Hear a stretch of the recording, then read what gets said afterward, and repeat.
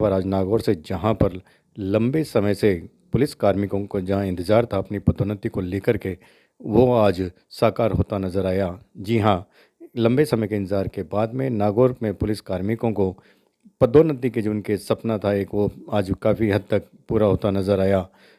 मामला इस तरह रहा है कि अजमेर रेंज आईजी ओम प्रकाश मेघवाल एक दिवसीय दौरे पर आज नागौर रहे, जहां पर उन्होंने नागौर के करीब 61 पुलिस कार्मिकों को आज प्रमोशन देने की जो बात थी उसको पूरा किया है। उसमें अगर बात की जाए तो 61 में से करीब 16 पुलिस कार्मिकों को आज पदोन्नति दी गई है, उनको कमिश्नरेट से सम्मानित किया गया है। इंटरव्यू के बाद में नागौर में आईजी ओम प्रकाश के साथ में अन्य जो पैनल में बड़े अधिकारी थे उनके सामने इनकी जो आज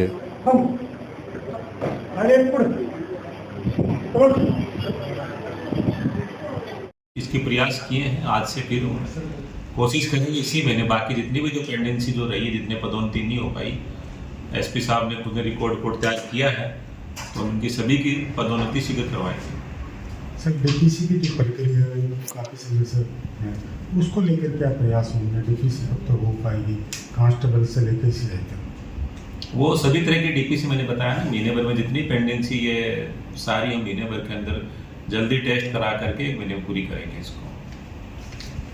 उसमें सभी रैंक पे constable to head constable, head constable to ASI, जो पुराना बैकअप है सारा हम एक महीने में क्लियर कराएंगे, ताकि इनको समय पे पदोन्नति मिले और इनमें जो एक मोटिवेशन मिले। बहुत सारे लोग आपको बताएं कि इसमें रिटायर भी हो गए। आज का जो बोर्ड है इसमें भी करीब 7 लोग बिना पदोन्नति के रिटायर हो गए। तो कोशिश करेंगे हम जल्दी एक महीने में सारे जितने भी बैकअप वैकेंसी थी सारी पदोन्नतियां हम एक महीने में कंप्लीट कर दें। सर, आगे करनाल का मेला है, बड़ा मेला होता है, उसके बाद लगभग उपचुनाव प्रस्तावित है अगले 2-2.5 महीने में।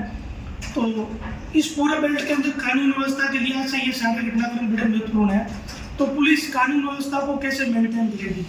एसपी साहब धरनाल मेले के बारे में और बाकी जितने भी जो कानून व्यवस्था संबंधी मेले हैं, इन्होंने बहुत अच्छा होमवर्क कर रखा, मेरे को ब्रीफ किया है। और सारी अपना जो बीट कांस्टेबल, हमारा जो आईओज और हमारा टेक्निकल सर्विलेंस बड़ी इम्प्रूवमेंट तरीके से इन्होंने किया है। और टेक्निकल सर्विलेंस के माध्यम से भी अच्छा प्रयास करें। कई नए इन्होंने नवाचार भी किए हैं, बहुत अच्छी स्थिति में कर पा रहे हैं और बेहतर ढंग से सभी कार्य कर रहे हैं और आगे भी करते रहेंगे।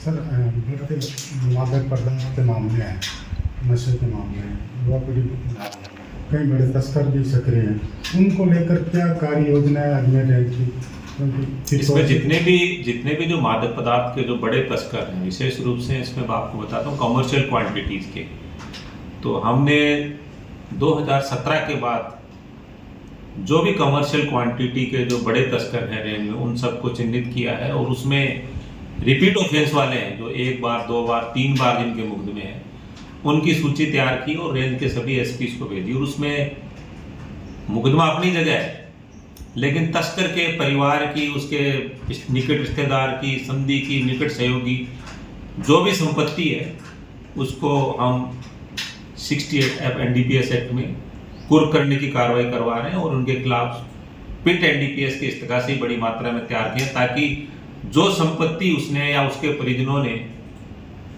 तस्करी के माध्यम से अर्जित की है उस संपत्ति को अटैच करने की कार्रवाई हम कर रहे हैं। और साथ साथ जो नई पकड़ में आए उनके खिलाफ इनाम घोषित कर रहे हैं। और कोशिश ये है कि उनको केस ऑफ सच में लेकर के और स्ट्रॉन्ग इन्वेस्टिगेशन के साथ कन्विक्शन कराया जाए। कन्विक्शन के अलावा और कोई चारा नहीं है, कन्विक्शन एंड दूसरा उसकी संपत्ति को अटैच कराना, 2 ही तरीकों पे हमने काम किया है। एक सर, जब भी पुलिस में तबादला सूची आती है। इसी दौरान डीजीपी अजमेर रेंज ने आज प्रेस को संबोधित करते हुए कहा कि सवाल के जवाब में उन्होंने बताया कि जो क्राइम की स्थिति है नागौर में कम से कम 3% में कमी आई है, यानी कि जो अपराध हैं उसमें कहीं ना कहीं उसकी जो संख्या थी उसमें गिरावट आई देखने को मिली है। इसके लेकर के उन्होंने अपने नागौर जो पुलिस टीम है उसकी पीठ भी थपथपाई। वहीं अगर बात की जाए तो मीडिया द्वारा पूछे गए सवाल के जवाब में उन्होंने कहा कि क्राइम जो बढ़ रहा है उसको लगातार काबू करने के लिए नागौर पुलिस तत्पर रूप से कार्य कर रही है। खुले ये तो संभव नहीं है, लेकिन नागौर एसपी साहब और उनकी टीम अच्छा काम कर रही है और जितनी भी जो वारदातें हैं उनको खोलने की बहुत सारी चीज़ें जो आपको दिखती नहीं। और मैं आपको बता दूं कि नागौर में मैं 4 साल लगातार सेवाएं दे चुका हूँ इस जिले में। मैं नागौर, डीडवाना और यहाँ का एसपी का भी मेरे पास कार्यभार रहा है। लोगों से मिलते रहते हैं, फीडबैक आते रहते हैं। तो ऐसा नहीं है कि मतलब टीम काम कर रही है, इनकी जो डीएसटी टीम वो कार्रवाई कर रही है, लेकिन और ज़्यादा कार्रवाई करने की आवश्यकता है। लेकिन उसमें मैं भी आप लोगों को बताना चाहूँगा कि जो पुराने जो ट्रेडिशनल तरीके थे पुलिस के, नाकाबंदी कर दी, गश्त कर दी, वो तरीके अब नहीं रहे हैं। अब सबसे इम्पोर्टेंट है टेक्निकल सर्विलेंस। आपके गाँव में, आपके आने जाने वाले रास्तों में सीसीटीवी कैमरा, सीसीटीवी फुटेज, वो ग्राम स्तर पे हर हाईवे, होटल, ढाबों, सब पे उनकी जरूरत है। ज़्यादातर जो वारदातें जो खुल रही है वो सीसीटीवी कैमरा के माध्यम से, टेक्निकल सर्विलेंस के माध्यम से वो खुल रही हैं। तो बाकी कोई इस तरह की जो वारदातें हैं, ये सही है कि चोरी और नकबदनी, लेकिन फिर भी कंपेरेटिवली दूसरे जिलों में रेंज में जितना चोरी नकबदनी बढ़ा है उतना नागौर में नहीं बढ़ा। नागौर का कंपेरेटिवली चोरी और नकबदनी के हेड में लो है, और इनका चालानी परसेंटेज और बरामदगी परसेंट भी इनका अन्य जिलों से बेटर है।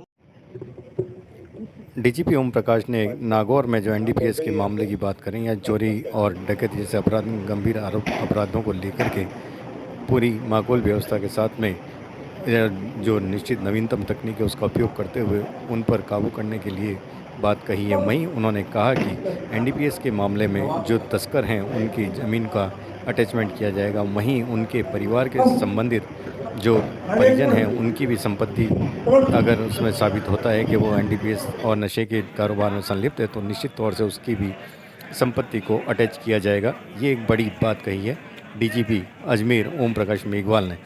वहीं नागौर में बढ़ते तस्करी के मामलों को भी काबू करने की बात वरीयता के साथ में कही है। मैं लोकेश यादव, मिंट न्यूज़, नागौर।